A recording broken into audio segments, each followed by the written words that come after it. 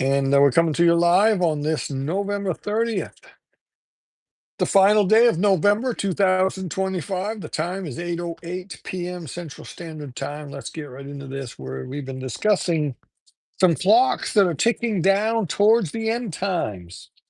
And we've discussed six of them already. Let me give you those six briefly. We've got the 6,000 year ticking clock ticking down fast. We've got the Jubilee clock ticking, which also is connected to the 6,000th year, the final Jubilee, God's final Jubilee. We've got the church age ticking down. Church age is going to end with a Laodicean style church, the times of the Gentiles, and a church that is lifeless, a church that is dead, a church that is Jesus is outside knocking on the door, and a church that has lost the Word of God. And that's where we are. We are there right now. And good to see some folks getting on. And it is Sunday night. We had an afternoon service, so I got home in plenty of time to. Um, but that doesn't mean some of you folks will get on. So I'm sure some will watch this later. And we are on Facebook Live, Prophet in the Spotlight Facebook, and we are on YouTube at the same time. We're running both at once here. And where were we? We had the church ticking clock. The nuclear clock is ticking down. Why nobody has nuked anybody since 1945 is almost miraculous. Um, then we had Daniel's ticking clock. And of course, by that, I'm talking about Daniel chapter 2, Daniel chapter 7, the four kingdoms, and then the fifth revived Roman Empire kingdom. And we can see everything in place there. It's ready.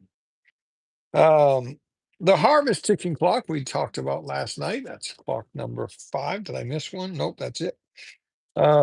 And we gave you the illustration of a farmer checking the field, knowing that the harvest is near. And then one day he walks out there and he realizes, hey, it's any day now. Get the tractors ready, get the oil change, get the equipment ready, get the extra help ready. The harvest is here, and that's what the rapture is. It's a harvest, and you ought to feel it in the air, just like you can feel fall coming on, the leaves blowing. You can feel it. Can you not feel it coming? Can you not feel that the time is near and time is running out? Yeah. And the final clock that we'll deal with tonight is Israel ticking clock. Israel is a ticking clock. In fact, let me just read a little bit here. Um, let's see here. The nation of Israel is considered by many to be the greatest end time sign, and the greatest of all end time signs. And boy, there's a lot of end time signs, but Israel is one of the greatest, if not the greatest. And it is the most visible clock of the seven discussed in this book. Old time preachers would often say concerning Bible prophecy, keep your eyes on Israel. I'm afraid a lot of our preachers have took their eyes off Israel and are not paying much attention anymore. I'll say this also. A lot of our guys have I think have turned on Israel, turned their back on Israel, and no longer look at Israel as anything important anymore. And that's sad. And all right. One of my favorite prophecy preachers was a guy named M.R.D. Hahn back in the 1940s.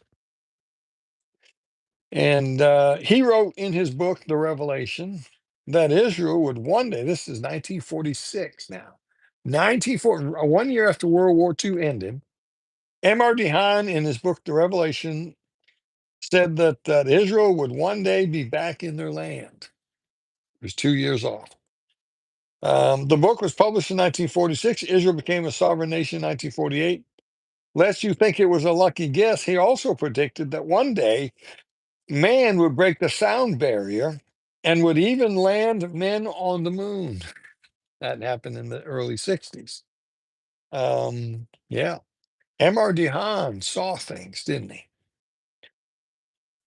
And let's see. We laugh at that now, but men like M.R.D. Hahn, Clarence Larkin, and others were ahead of their time to some degree. The fact that Israel exists today is one of the biggest signs of the end times you could ever witness. For many centuries, it was only wishful thinking, but today it is a miracle. Make no mistake, the end time events are about Israel, not the church. Many of them, anyway, not all of them.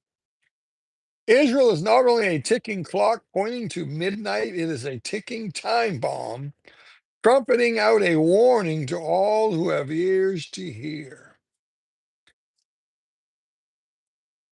There's some things about Israel and why Israel is important. Number one, Israel must be in their land for the end times to happen. Israel has to be in their land, and they've been in their land since 1948, and more are coming every year. Do you know how many Jews there are in the entire world? About 14 million. That's all. 14 million Jews. And do you know that probably, I know over half, I don't know what the exact, I don't know what the exact number is, but over half of the Jews are in Israel now. And there's more coming all the time. They have to be in their land, and because they're going to have their temple going again, either at the rapture or before the rapture or shortly after the rapture. Number two, Israel is not only in their land, but are ready for the Antichrist to confirm the covenant. Now, Doc and I have a different opinion on the covenant than many of you do, many prophecy people do. Um, Many people believe the covenant is a peace deal between the Antichrist and Israel. And Doc and I do not believe that. Not that there couldn't be a peace deal involved in it. There certainly could. But we think the wording of the King James Bible is very important. It says the covenant, a specific covenant. I have no doubt in my mind the Lord is speaking about the covenant. He is speaking about the uh, the Abrahamic covenant of Genesis, beginning in verse 12, chapter 12. The covenant of the property, the land, and the promise to Abraham and his seed.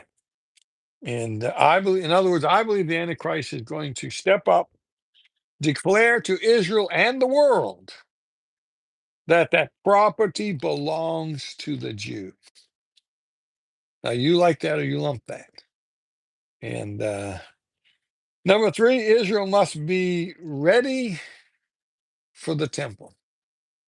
And I believe they are. They even have now a red heifer that's been sacrificed in recent weeks, even though the Temple Institute, as far as I know, still is not acknowledging that that was biblical or kosher.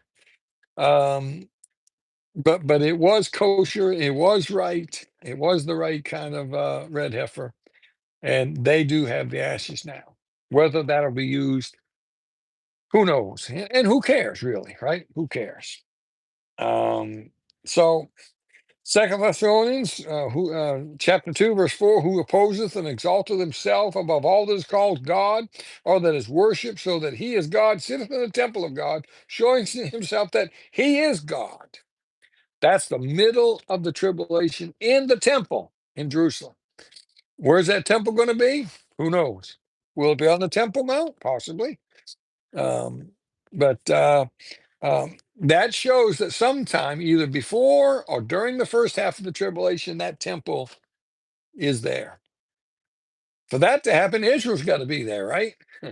They got to be in their land. And okay. Um, so that's all I'm going to share about that for now. Israel, keep your eyes on them. Keep your eyes on Israel. They're not going to be wiped out. Nobody's going to nuke them. And they have been taken out, their enemies.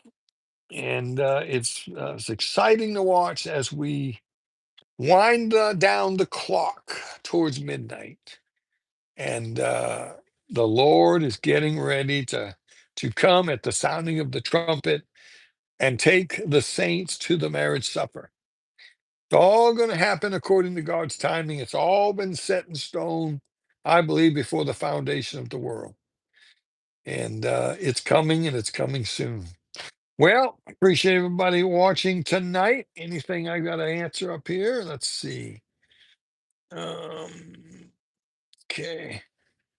Ladybug is here. Robin is here.